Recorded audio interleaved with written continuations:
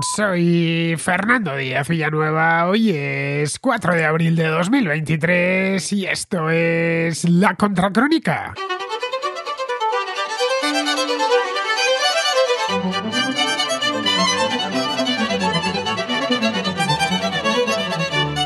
Vladimir Putin admitió el jueves pasado, lo hizo por primera vez desde que empezó la guerra, que las sanciones occidentales concebidas para privar al Kremlin de fondos para la invasión de Ucrania podrían estar perjudicando a la economía rusa. Dijo textualmente: las restricciones ilegítimas impuestas a la economía rusa pueden tener un impacto negativo en ella a medio plazo. Una declaración semejante sorprendió a propios y extraños, ya que Putin lleva más de un año presumiendo de fortaleza no solo en el campo de batalla, sino también en el plano económico. De hecho, cada vez que ha tenido ocasión de hablar de economía, lo ha hecho para incidir en que Occidente se está sancionando a sí mismo, algo que los terminales propagandísticos del Kremlin repiten incansablemente, exhibiendo el alza en los precios de la energía como prueba irrefutable. Es innegable que desde que dio comienzo la invasión, la economía rusa ha mostrado una sorprendente resistencia a las sanciones impuestas por Occidente, algunas durísimas e inéditas, como la prohibición absoluta de importar productos petrolíferos provenientes de Rusia. Esta prohibición entró en vigor hace solo un par de meses. Según el Ministerio de Economía ruso, el PIB del país se contrajo un 2,1% el año pasado, mucho menos de lo que predijeron la mayor parte de los economistas, que hablaban de un desplome superior al 10%.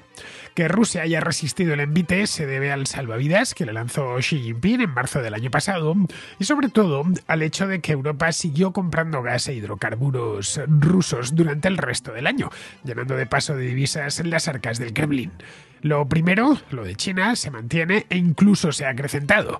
Lo segundo ya ha empezado a ceder y como consecuencia los ingresos del Estado ruso se desplomaron un 35% en enero en comparación con enero del año anterior, mientras que los gastos aumentaron un 59%, lo que ha conducido a un déficit presupuestario de unos 23.000 millones de dólares. El Banco Mundial y la OCDE pronostican contracciones del PIB ruso de entre el 3,3% y el 5,6% respectivamente para este año, para 2023. El Fondo Monetario Internacional, por el contrario, espera que el crecimiento de Rusia se mantenga estable este año, pero que la economía se contraiga al menos un 7% en el medio plazo, es decir, de aquí a finales de la década. La desconexión de Rusia de los que eran hasta el año 2021 sus principales socios comerciales, en una palabra, los países europeos, es ya un hecho.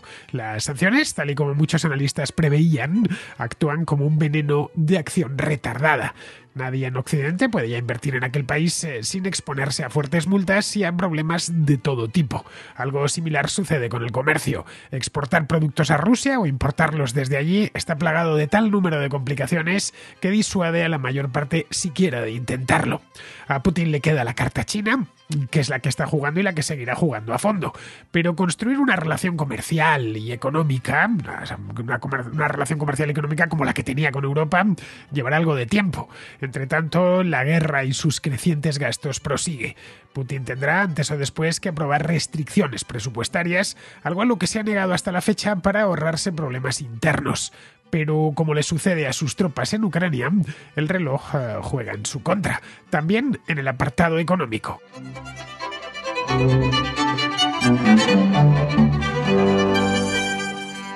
Los primeros meses que se sucedieron a la invasión rusa de Ucrania, el año pasado, impulsaron, y lo pudimos ver y sentir en nuestros bolsillos, un aumento en los precios del petróleo y del gas natural que trajo ingresos inesperados para el Kremlin.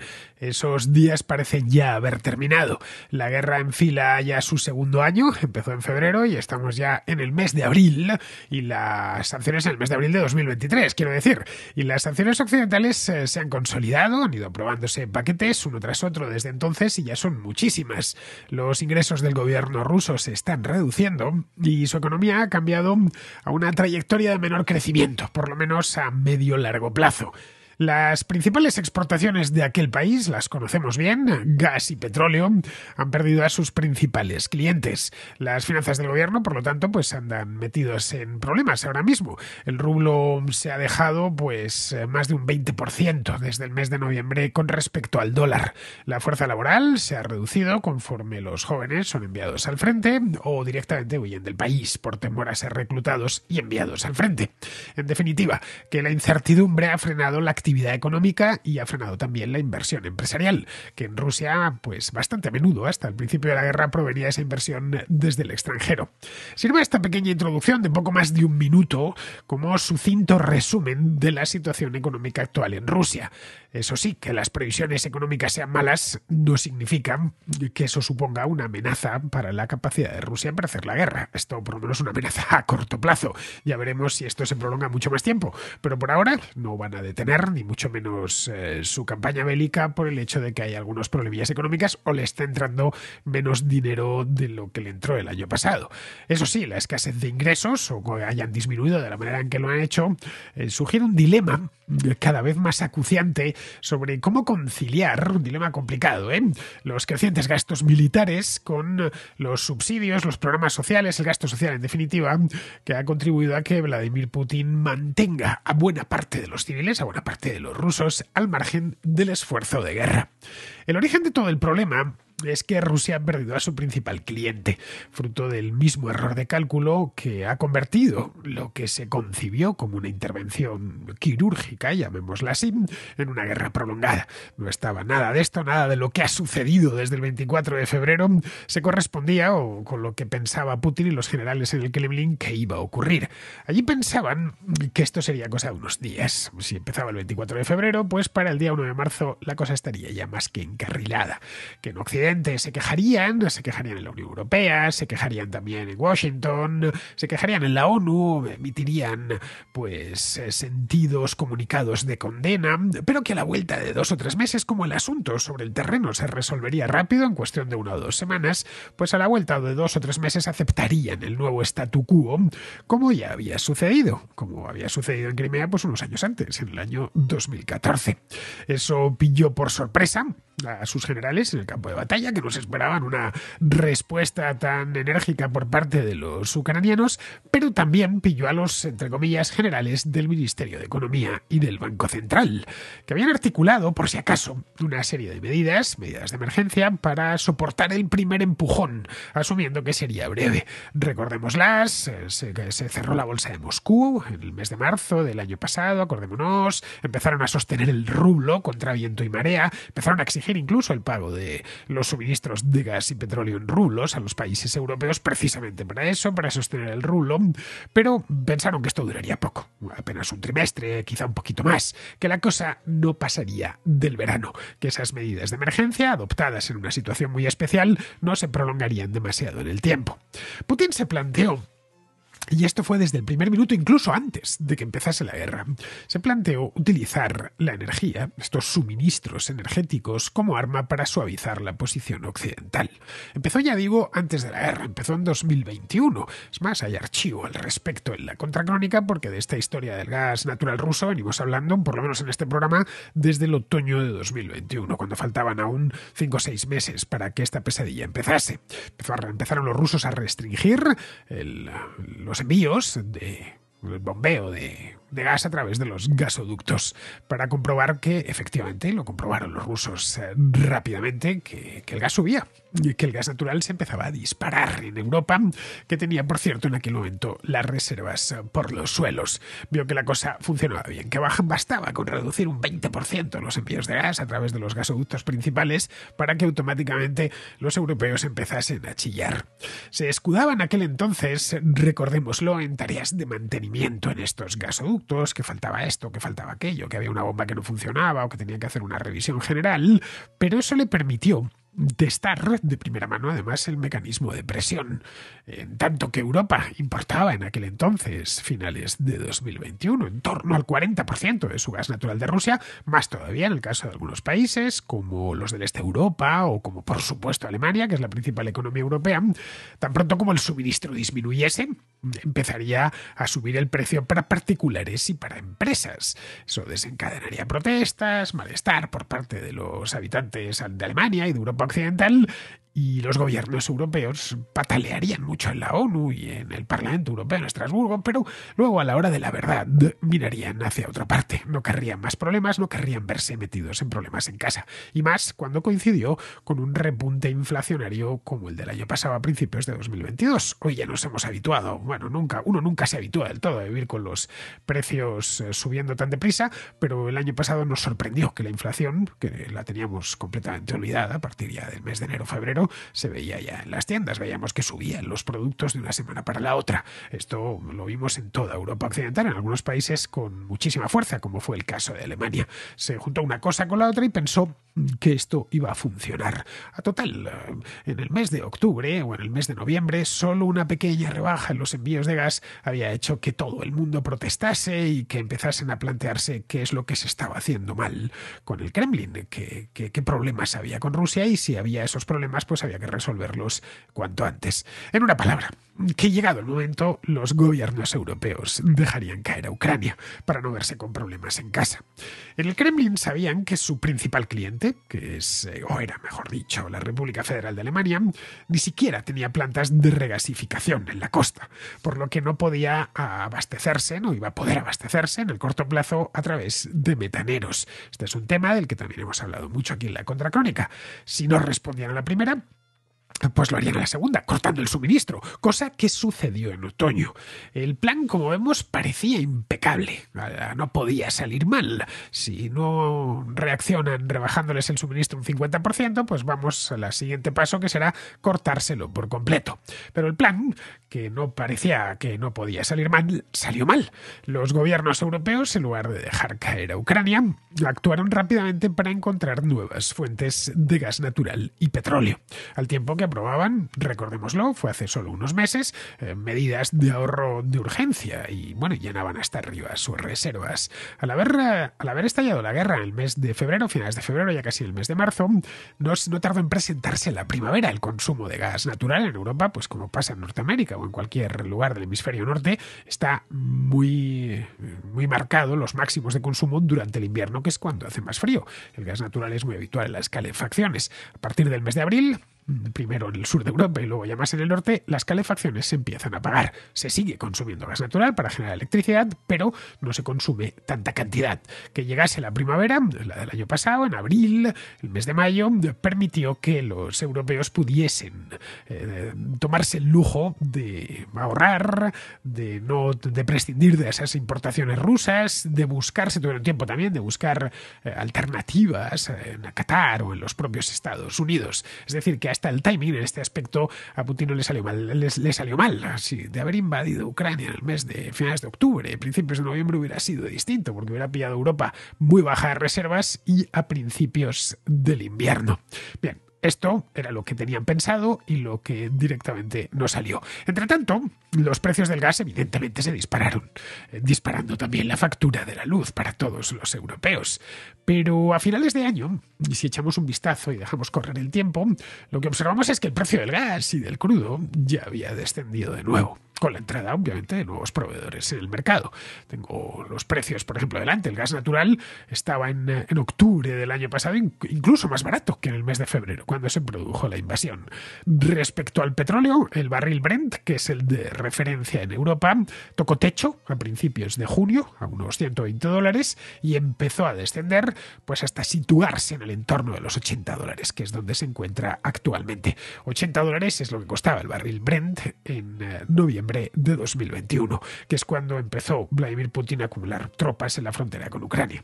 El resultado final, pues, es que los ingresos energéticos del Estado ruso han caído casi a la mitad en los 2 primeros meses de este año, en comparación con el año pasado. Por un lado, no quieren ya importar más gas de Rusia, y por otro, es que ha prohibido la importación de petróleo y de productos petrolíferos un gas y un petróleo que están más baratos que en el mes de abril o el mes de mayo del año pasado. Esto ha ocasionado que el déficit presupuestario en Rusia se haya disparado. La diferencia entre ingresos y gastos pues se ha ido por encima de los 20.000 millones de dólares, esto solo en los 2 primeros meses de este año. Está obligando al Kremlin a recurrir a su fondo de riqueza soberana, que es algo así como su principal amortiguador en el caso de que se presente una crisis así de imprevisto, aunque en este caso de imprevisto no tenía nada, ya tenían que tenerlo previsto lo que iban a hacer porque fueron ellos quienes invadieron. Al fondo le quedan, al parecer, unos 150.000 millones y bueno, y el petróleo están tratando de exportarlo a descuento, lógicamente, a China y a la India. Putin es plenamente consciente de que solo podrá mantener el esfuerzo de guerra si ese esfuerzo lo puede financiar con la venta de hidrocarburos en el extranjero, que le den divisas, en una palabra, que es lo que le hace falta para importar otras cosas. A los chinos lo que tenga que importar de China no puede importarlo en rublos. Los chinos piden dólares a cambio de todo lo que les entregan. Tiene que, pues, proveerse de esos dólares por otras vías, ¿no? Y por supuesto también quiere que la población no lo note demasiado. Evidentemente es imposible que estar en Rusia y no saber que el país está metido en una guerra en Ucrania, aunque no lo llamen así, lo llaman operación especial, pero cualquier ruso, incluso aquellos que están todo el día pegados a Rusia 1, que es la televisión esta que está dando tanta propaganda y que tiene esos espacios tan desconcertantes en los que aparecen unos tipos belicistas pidiendo invadir Europa Occidental o exterminar a todos los ucranianos, incluso esos saben, bueno, esos especialmente porque están todo el día obsesionados con el tema, saben que hay una guerra y que eso podría tener consecuencias. Lo que no quiere Putin es que tenga consecuencias directas en sus bolsillos y en sus estómagos. Sabe que necesita cañones, pero que también necesita mantequilla para mantener la paz social y que no le crezca la disidencia interna. El régimen de Putin se fundamenta precisamente en eso mismo. La mayor parte de los rusos se mantienen al margen de la vida pública, de la vida política, no se meten donde no les han llamado y evitan protestar a cambio de que cierto nivel de vida se mantenga.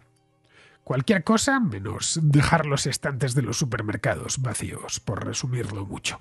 Putin conoció la Unión Soviética durante buena parte de su vida, la conoció tanto que fue agente de la KGB y sabe que la miserable vida que llevaban los soviéticos de los años 70 u 80, que invertían buena parte del día en las colas de las tiendas de abasto, o sea, esperando a que llegase, qué sé yo, pollo, que llegase pan o cualquier cosa, y a lo mejor se volvían a su casa después de haber hecho cola durante 3 horas sin nada en las manos, pues eso mismo fue una de las causas del colapso del sistema soviético. Asume que a mucha gente le basta con tener un empleo, llevar una vida sin muchos aprietos, poder comer a diario, por supuesto, poseer incluso un automóvil y tomarse unas vacaciones de vez en cuando. Entiende que con eso resuelto ya no se interesarán en política. Todo lo contrario. Habida cuenta de que los rusos vienen de donde vienen, de la Unión Soviética, cualquier cosa les parece un avance sobre cómo vivieron ellos mismos hace 40 años o sus padres o sus abuelos. Pero todo eso, el sueño ruso de Vladimir Putin, llamémoslo así, parte de que haya empleo. De que haya empleo y de que haya cierta prosperidad, tampoco para tirar cohetes, no se trata ni mucho menos de que todos sean millonarios, pero de que haya cierta prosperidad. Empleo es algo que por ahora no falta. Todo lo contrario. La industria rusa se encuentra ahora, de hecho, ante una escasez alarmante de personal. Poco después de la invasión se produjo una fuga de cerebros, cientos de miles de personas que se marcharon, precisamente los más cualificados, que se fueron cuando ya se habían cerrado los vuelos con Europa Occidental y con Estados Unidos y Canadá, pues tuvieron que ir vía Estambul o vía Armenia o vía Azerbaiyán, empezaron a buscar, o vía los Emiratos del Golfo Pérsico, empezaron a buscar una ruta de salida. Esos no han vuelto, evidentemente. Lo que ha ocasionado que muchas industrias y muchas empresas en Rusia se quedasen sin la mano de obra más cualificada que tenían. Eso fue lo primero. Esta salida más rapidísima, estamos hablando de apenas unas semanas, y luego la movilización de 300.000 hombres jóvenes durante el otoño pasado. Eso ha provocado que alrededor de la mitad de las empresas tengan problemas de personal. Esto no es un dato inventado, ni mucho menos, ni una estimación. Son datos del Banco Central de Rusia, que comentaba el mes pasado que tenían eso, que más o menos la mitad de las empresas rusas tienen problemas de personal. Hay algunos oficios especialmente demandados, como el de soldador, por ejemplo, o el de operador de maquinaria, que no se cubren las vacantes que van quedando. Esto ha llevado a Putin a anunciar que están preparando una lista de profesiones prioritarias para que los que trabajen en eso pues que queden libres del reclutamiento. En otros casos el problema es que han perdido los suministros occidentales a sus proveedores, especialmente los proveedores tecnológicos. Las empresas están tratándose de adaptar a las sanciones pues que impiden importar casi nada desde Occidente. Muchos de los componentes que antes se traían de Europa, de Estados Unidos o de Japón los han sustituido con componentes de origen chino, pero hay piezas y software que o es muy difícil o es directamente imposible de reemplazar. Los semiconductores avanzados, por ejemplo, que provienen de Taiwán o de Corea del Sur, ya no pueden llegar hasta allí. Y ahí no existe reemplazo posible, ya que la tecnología de fabricación de este tipo de chips solo la tienen en Taiwán, en Corea del Sur y en parte en los Estados Unidos. Vamos, que hasta los propios chinos se traen estos chips de Corea del Sur y de Taiwán. Así que los chinos no pueden proporcionar más que lo que hayan importado ellos previamente, y aun con todo, en una cantidad siempre limitada. Para productos del día a día, productos cotidianos, vamos, no hay tanto problema, ya que emplean chips sencillos que se pueden fabricar en masa en casi cualquier sitio, pero en áreas como la aviación todo esto es un drama. Casi toda la flota de Aeroflot está compuesta por aparatos Airbus de fabricación europea.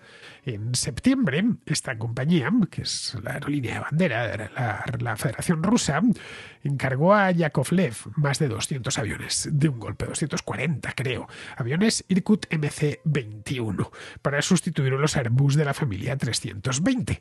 Pero las primeras entregas no serán hasta dentro de un año como mínimo.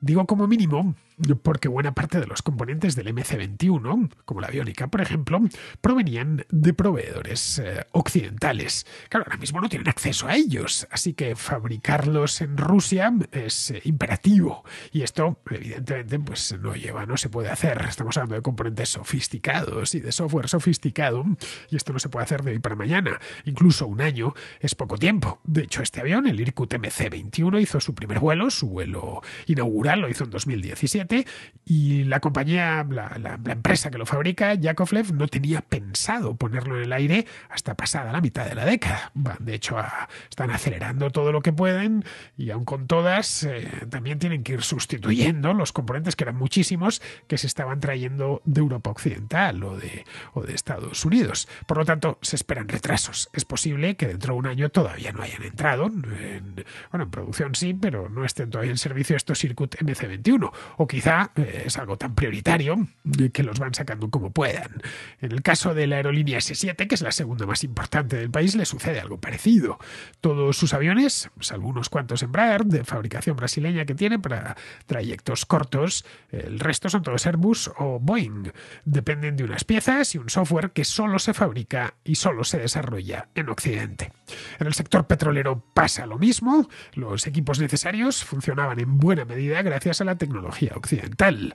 Ahora quieren que todo se haga con tecnología propia, algo que obligará a rescatar del olvido herramientas y procedimientos de la era soviética.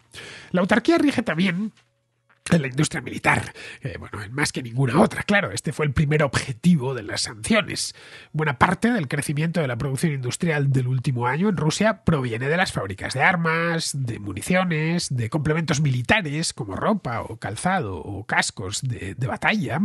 Es una fabricación continua porque la munición se gasta, claro, se consume. Y lo mismo ocurre con la ropa. Los soldados hay que estar equipándolos continuamente. Las fábricas están, según parece, trabajando en 3 turnos para hacer frente a la demanda.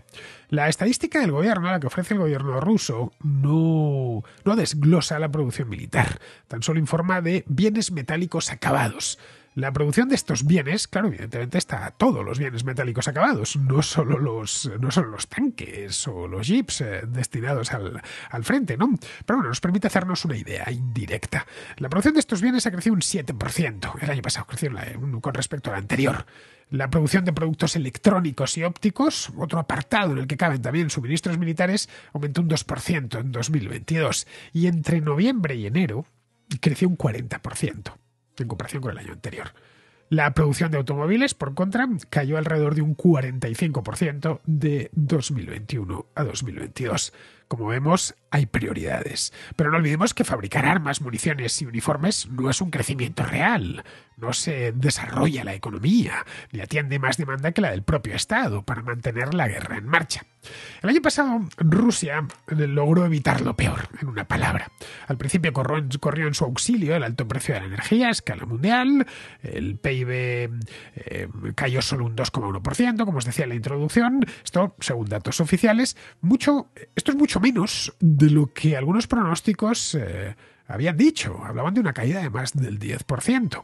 Las exportaciones de gas a Europa se mantuvieron durante meses. No empezaron a disminuir poco a poco hasta el verano, luego ya de manera más abrupta. La prohibición de la Unión Europea sobre el petróleo transportado por mar ruso y el tope de precios del Grupo de los Siete no comenzaron a entrar en vigor hasta el mes de diciembre. Las sanciones sobre productos derivados del petróleo como el diésel entraron en vigor en febrero. Esos retrasos mantuvieron altos los ingresos por gas y petróleo y ayudaron al gobierno de Putin a gastar mucho más para amortiguar las sanciones. Este año el panorama, como nos podemos imaginar, es otro. En enero y febrero de este año los ingresos por petróleo y gas, que representan casi la mitad de los ingresos del Estado, cayeron un 45% con respecto al año anterior. El gasto público, entre tanto, se ha incrementado más de un 50%. Lo que ha disminuido es el consumo. Los rusos saben que allá abajo hay problemas que podrían empeorar y han echado el freno al gasto, poniéndose al gasto privado, poniéndose en posición defensiva. Las ventas minoristas han caído casi un 7% en 2022. De nuevo, estos son datos del gobierno ruso. Os decía antes que la producción de automóviles había caído un 45%. Pues bien, las ventas lo han hecho un 60%. Para este año, la mayor parte de analistas esperan otra pequeña caída en el PIB. Aunque algunos, entre ellos el FMI, pronostican un crecimiento modesto, empujado por el gasto bélico. El problema, por lo tanto, no es a corto plazo, sino a medio plazo. El FMI, por ejemplo, cree que para 2027 el PIB ruso ya notará seriamente la guerra y las sanciones. La pérdida de capital humano, el aislamiento de los mercados financieros, el aislamiento también o el acceso limitado a tecnología avanzada van a obstaculizar su crecimiento. Bueno, eso y los problemas para exportar gas y petróleo. A largo plazo quizá consigan reemplazar a Europa con China, pero para eso aún faltan muchos años, ya que hay que construir costosas infraestructuras. Por ahora tendrán que producir menos, ya que no tienen dónde colocarlo. Y sin el aporte de los hidrocarburos, todo el tejido económico ruso se resentirá.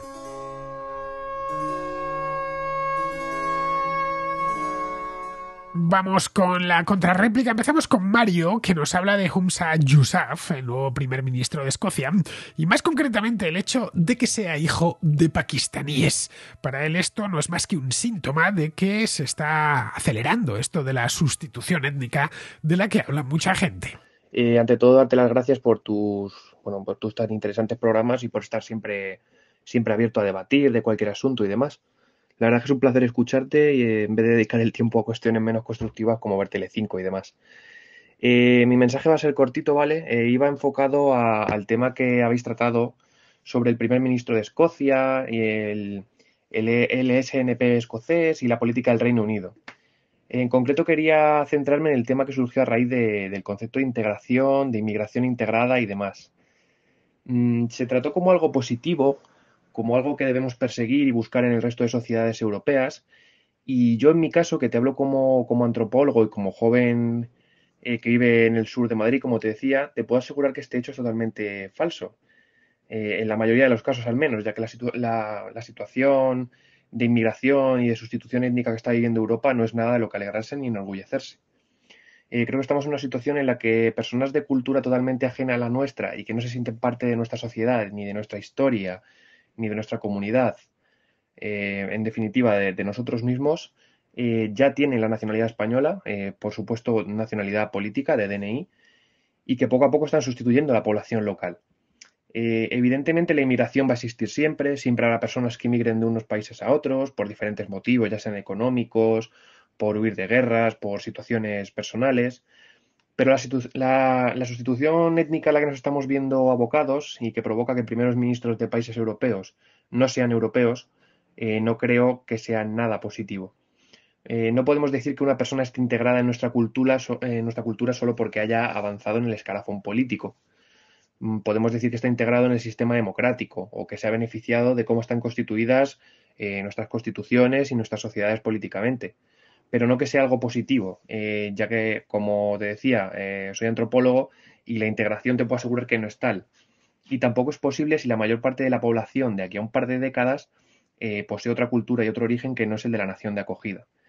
No me quiero extender más, me gustaría, si puedes, que comentases este tema o que otros contraescuchas diesen su opinión. Y nada, darte las gracias por tu programa y que espero tu respuesta. Bueno, Humza Yousaf, como decíamos ayer André y yo, es un ejemplo de que los inmigrantes se pueden integrar a la perfección, tan a la perfección que llegan a ocupar cargos tan importantes como el de primer ministro, que es el más visible, pero vamos, en el Reino Unido vemos hijos o nietos de pakistaníes en cargos empresariales, en las universidades, en todas partes, vamos, que podemos decir que sí se están produciendo muchos éxitos en una integración, ojo, de inmigrantes que en principio son difíciles. Lo que hay de la cultura británica tradicional a la pakistaní tradicional, pues hay un salto no solo de distancia, que es que está realmente lejos Pakistán, sino también un salto cultural importante. Y vemos que, bien, pues todo eso no ha sido obstáculo para que muchos hijos de pakistaníes lleguen lejos en Gran Bretaña. Luego, respecto a la sustitución étnica, mira, en Madrid hay unos 7 millones de habitantes, de los cuales 1 millón aproximado es extranjero. Es decir, aproximadamente el 15% de la población de la comunidad nació fuera de España. Y llegó en algún momento de su vida, unos de niños recién nacidos, otros cuando tenían 15 años y otros ya más mayores. Esto es una buena noticia, ya que nos dice que la Comunidad de Madrid es un lugar deseable para vivir, no solo para los españoles, sino también para los extranjeros. Para hablar de sustitución étnica tendrían que ser muchos más que el 15%, que tampoco es un dato que sea disparatadamente alto. Eso por un lado. Luego, por otro, todos deberían venir del mismo origen. Algo parecido a lo que sucede, por ejemplo, en el sur de Texas o de la Florida o de Arizona, donde hoy la lengua principal en muchos condados es el español, ya que el porcentaje de población hispana es mayor que el de la población angloparlante. Los hispanos allí arguyen que hace 2 siglos aquello era parte de México y antes del virreinato de Nueva España, por lo que se produjo una sustitución étnica de angloparlantes en los siglos XIX y XX, sustitución que se ha revertido en los últimos 30-40 años. Pero es que en esas zonas de Estados Unidos la práctica totalidad de los inmigrantes son de origen hispano, básicamente mexicanos y centroamericanos. En Madrid, de cada 100 nacidos en el extranjero, estos son datos estadísticos del año pasado, 18 lo hicieron en Rumanía, 8 en Marruecos, 7 en Colombia, 6 en China, 6 en Venezuela, 5 en Perú, 4 en Ecuador, 4 en Italia, 3 en Honduras, 3 en Paraguay, 3 en la República Dominicana, 2 en Ucrania, 2 en Bulgaria y 2 en Portugal. Bien, con eso ya tienes el 75% de los inmigrantes en Madrid. Mi pregunta, Mario, es la siguiente. ¿Qué etnia va a sustituir a la española en Madrid? ¿La rumana? ¿La china? ¿La marroquí? ¿La búlgara? ¿La de los países hispanoamericanos? ¿De cuál de ellos concretamente? ¿De Honduras? ¿De Paraguay? ¿De Ecuador? Simplemente no tiene sentido eso de la sustitución étnica porque es que se pelea con la realidad de la inmigración en Madrid. Esos inmigrantes aprenden nuestro idioma si es que lo traen puesto ya, como el caso de los hispanoamericanos, y tratan de ganarse la vida honradamente. Sus hijos ya nacen aquí y se crían como cualquier otro español. Lo que no puedes pretender es que los españoles del 2023 sean como los de 1923, o los de 2050 como los de 1950, del mismo modo que los de 1950 no eran como los de 1850. Las sociedades abiertas evolucionan, con o sin inmigrantes, Van incorporando, a menudo, población. En nuestro caso, gracias a Dios, la estamos incorporando y recibiendo influencias. Mira, yo soy madrileño de varias generaciones. Pero mis bisabuelos, que nacieron en Madrid a finales del siglo XIX, es decir, hace poco más de un siglo, no entenderían para nada mi modo de vida. No entenderían el tipo de comida que como, la música que escucho, a qué dedico mi tiempo libre. Tampoco entendería muy bien por qué no piso una iglesia o por qué no sé bailar el chotis. Cualquiera de mis 4 bisabuelos se preguntaría intrigados, los 4, ¿cómo hago para conocer chicas sin saber bailar el chotis encima de una baldosa? Simplemente soy un madrileño del año 2023, claro. Ellos lo eran del año 1900. Digo yo que la condición de madrileño no me la quitarás, aunque no me interese el chotis, no me gustan los callos y pase olímpicamente de la verbena de San Isidro. Ojo, que te estoy poniendo el madrileño arquetípico del finales del 19. El de finales del 18 era distinto, es el majo de los cuadros de Goya. Eso para que veas cómo evoluciona una sociedad sin necesidad de inmigración. En serio, os están contando eso de la sustitución étnica con una ligereza absoluta y os lo estáis tragando sin rechistar, sin consultar siquiera los datos y sin pararos a pensar que no existe nada parecido, ni ha existido jamás nada parecido a una sociedad inmóvil. Bien, vamos ahora con Julia, que nos hace una interesante reflexión sobre la paridad de género en las carreras universitarias. Hola Fernando. Bueno, estaba escuchando el último A la Contra que ha subido hace 4 días sobre la nueva medida esta sobre paridad universitaria que quieren implantar. Y pues quería comentar un poco mi experiencia en este tema y un poco mi opinión. Aunque bueno, supongo que será ya la que tiene casi todo el mundo a estas alturas. Pero bueno, yo soy estudiante de física, soy una chica, lo cual, bueno, es un poco raro porque en física somos el 30% de chicas, tampoco es tan raro, pero... y bueno, sí he hecho algunas observaciones sobre el tema este de elección de carrera en relación al sexo, etcétera. Entonces, las observaciones que yo he hecho a lo largo de los años vienen a ser las siguientes. Tanto en hombres y mujeres, pues hay gente inteligente y gente menos inteligente. Yo a la conclusión a la que he llegado es que a las chicas por lo general se le dan a lo mejor cosas que tengan relación con escribir o cosas así, y a los chicos o dedicarle cierto esfuerzo a ciertas cosas, y los chicos tienden a ser a lo mejor más vagos. Entonces, a lo mejor, carreras que sean de estudiar mucho, de muchos codos, etcétera, yo creo que los chicos tienden a hacerlas menos.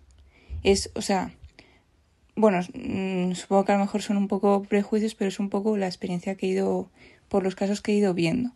Entonces, la conclusión a la que he llegado es que si una chica no es muy inteligente, va a tender a meterse principalmente a cosas relacionadas pues con salud o biología o cosas de ese estilo, o a lo mejor filología, cosas así, psicología también, mientras que los chicos cuando no son muy inteligentes, a pesar de que a lo mejor las matemáticas tampoco se les den tan bien, sí tienden mucho más hacia carreras técnicas, ingenierías y cosas del estilo.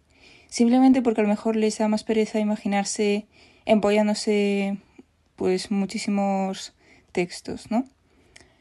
Yo eso es un poco lo que he recogido. Luego, ¿qué pasa con la gente muy inteligente? Los chicos muy inteligentes, es decir, que se les da un poco bien todo, bueno, en general la gente muy inteligente tiende más a carreras del tipo científico, sobre todo pues útiles, porque ahí es donde se va a ganar más dinero al final. O sea, va a haber casos de gente muy muy inteligente que a lo mejor se va a estudiar una filología, pero van a ser raros, ¿no? La gente muy muy inteligente se va a ir a las ingenierías que den más dinero, o a cosas del estilo medicina a lo mejor, o matemáticas, física, que ahora también está dando bastante dinero por la parte empresarial que tienen, ¿no? Y eso, entonces, los chicos más inteligentes, pues generalmente van a mantenerse en las mejores ingenierías, en matemáticas, física, y alguno va a ir hacia medicina. Y las chicas más inteligentes, o bien van a meterse en medicina, o bien si tienen un background muy específico, o unos intereses muy concretos, o una cierta curiosidad, sí van a tender en ese caso más hacia carreras a lo mejor más técnicas, por ejemplo, física, matemáticas, alguna ingeniería, pero van a ser casos muy raros. Entonces, ¿cuál es mi opinión de por qué pasa esto? La gente, la verdad es que suele centrar mucho el foco en por qué las mujeres no se meten a carreras técnicas, o como si socialmente se nos marginara o se nos humillara por querer entrar a carreras más técnicas, cuando realmente, o al menos en mi caso y lo que han vivido mis compañeras también un poco, el rechazo no ha venido tanto porque a ti te interesen cosas más técnicas, sino simplemente por el hecho de ser una chica inteligente. Ser inteligente siendo chica es bastante más complicado que ser inteligente siendo chico. ¿Por qué? Porque por la relación que tienen las mujeres entre sí, destacar siendo mujer se acusa bastante más que destacar siendo un hombre. Entonces, va a ser bastante difícil para ti. Vas a tener que intentar pasar un poco desapercibida o tener un comportamiento muy suave, muy moderado, para que nadie, pues eso, para no ser un poco objeto de burlas, etc. Mientras que ser un chico listo no se ve tan mal. Entonces, yo creo que todo el estigma social, entre comillas, que puede verse ahí, que siempre achacan mucho a eso, ¿no? Es que las mujeres en carreras técnicas tienen mucho más estigma. Hombre, yo creo que viene principalmente achacado a lo de ser inteligente a secas. O sea, yo, por ejemplo, en mi clase éramos dos chicas las más inteligentes y al final ella acabó haciendo medicina y yo física, pero podríamos haber acabado exactamente igual, al contrario. O sea, no teníamos ningún tipo de diferencia en ese sentido. Y sin embargo, yo creo que las dos sí compartimos la experiencia de haberlo pasado mal por el hecho de ser inteligentes. Entonces, bueno, eso para pensar en eso. Y luego también un argumento, porque como yo estoy en la facultad, escucho muchos argumentos del estilo de que las mujeres no se meten a física porque les faltan referentes en física. Y bueno, pues ese argumento se puede rebatir fácilmente diciendo que en realidad hay los mismos referentes, o sea, hasta cierto momento de la historia, hay los mismos referentes de mujeres en física que de mujeres en medicina. Y sin embargo, sí ha habido mujeres que han entrado en masa a carreras como medicina y no así con carreras como física. Luego también una cosa a considerar, que yo creo que la gente no la considera demasiado, es la distribución en la campana de IQ. Y bueno, recientemente se está dando a conocer más, que es que la distribución de IQ en hombres pues es tener mayor dispersión, es decir, que te vas a encontrar en los extremos de tanto en low IQ como high IQ a chicos, y sin embargo las chicas van a estar más concentradas en el medio. ¿Esto qué quiere decir? Que al final carreras que requieran pues más inteligencia, al fin y al cabo, como matemáticas o física, la parte más teórica a lo mejor, pues lógicamente te vas a encontrar a menos mujeres que a hombres. Porque es que las personas increíblemente inteligentes, pues según se vaya requiriendo más y más inteligencia, al final la persona más inteligente que vas a encontrar en cualquier sitio siempre va a ser un hombre, no por ningún sesgo, sino por esa distribución, que es que se distribuye así. Y yo creo que eso viene también a raíz de lo que comentaba antes. O sea, al final, siendo chica, bueno, no que esté propiciado, ¿no? Pero como siendo chica, lo mejor es no destacar al final, y se castiga mucho si te separas del grupo, etcétera, pues quizá es más difícil encontrar a gente tan en los extremos. Eso, para mí no es una mezcla, no es una cosa únicamente sociológica, como plantean muchos, sino que pues seguramente tenga que ver, pues eso, con el aspecto biológico, etcétera. Y eso, esa es un poco mi opinión. Me sigue sorprendiendo que incluso a día de hoy mucha gente muy inteligente en la facultad de física, que yo considero gente muy inteligente, profesores y etcétera, te dicen, pues es raro, ¿no?, encontrar chicas en física ahora, física teórica, sobre todo, que se van desentendiendo de eso. Y es que al final la gente que llega allí es gente tan friki, o sea, no a malas, pero es verdad, son gente muy, muy friki, que incluso si es muy inteligente le tienes que dedicar absolutamente todo el tiempo. Y es que eso obviamente, pues prácticamente nunca lo vas a encontrar en una chica, porque una chica ya va a tener compromisos sociales, va a tener generalmente la iniciativa de tener una pareja. Y gente así que esté bien, estando solos, no saliendo, no tal, pues también hay chicas así, por supuesto, pero la inmensa mayoría de gente así van a ser hombres. Y bueno, esa es mi opinión. Espero que no haya sonado demasiado mal. Un saludo y gracias por todos los podcasts. Bueno, Julia, lo que nos vienes a contar es que, así en líneas generales, los hombres están más inclinados a interactuar con objetos y las mujeres a interactuar con personas. De que haya muchas más profesoras y médicas que ingenieras o programadoras. De todas maneras, Julia, la persona inteligente, ya sea mujer u hombre, no es aquella a la que se le da bien estudiar, sino a la que se le da bien adaptarse a condiciones cambiantes, sobrevivir y prosperar. Un cerebrito que solo sabe estudiar no tiene por qué ser inteligente. Y una persona sin estudios, pero que llega lejos en la vida, seguramente lo sea. La idea de identificar empollón con inteligente es errónea, pero por desgracia muy común. Yo mismo a lo largo de mi vida he conocido a gente extremadamente inteligente con los estudios básicos, o que dejaron la carrera a la mitad porque aquello les parecía insoportable. Más muestra de inteligencia que esa creo que no se me ocurre ninguna. Inteligente proviene del latín inteligo, que significa entender.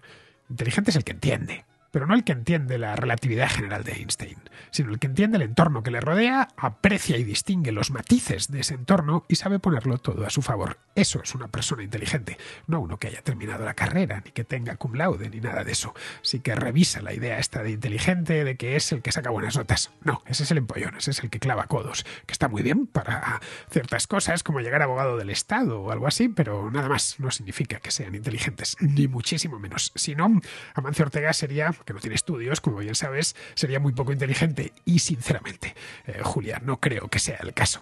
Bien, pues vamos a terminar ya. Vamos con Pizarro, que nos habla de Humza Yousaf como nuevo primer ministro de Escocia. Si este señor tiene el apodo de inútil, consensuado por propios y extraños y basado en hechos irrefutables, y además cuenta con la desaprobación de cerca de la mitad de su partido, imaginarle alguna capacidad para encauzar los problemas reales de los escoceses hacia una mejora, o imaginarle capaz de no liar más las cosas, son esfuerzos considerables. Sus raíces escocesas son cortas, pero lo suficientemente fuertes como para ser independentista y líder de los independentistas, en pos de una Escocia nada tradicional. Al parecer, si alguien le ha visto fisuras a su proyecto, éstas se han considerado salvables, y ahí está este señor para lidiar con lo que está y se viene en Escocia, con su sonrisa como mejor aval. Un cordial saludo especialmente para Andrea de Pizarro. Y hasta aquí, queridos amigos, llega la contra de hoy, 4 de abril, mañana será 5 y nos metemos ya en el meollo de la Semana Santa, porque será miércoles santo. Yo estaré aquí, por supuesto, para contaros algo. Lo que no sé todavía es que os contaré, pero será algo interesante. Hasta mañana.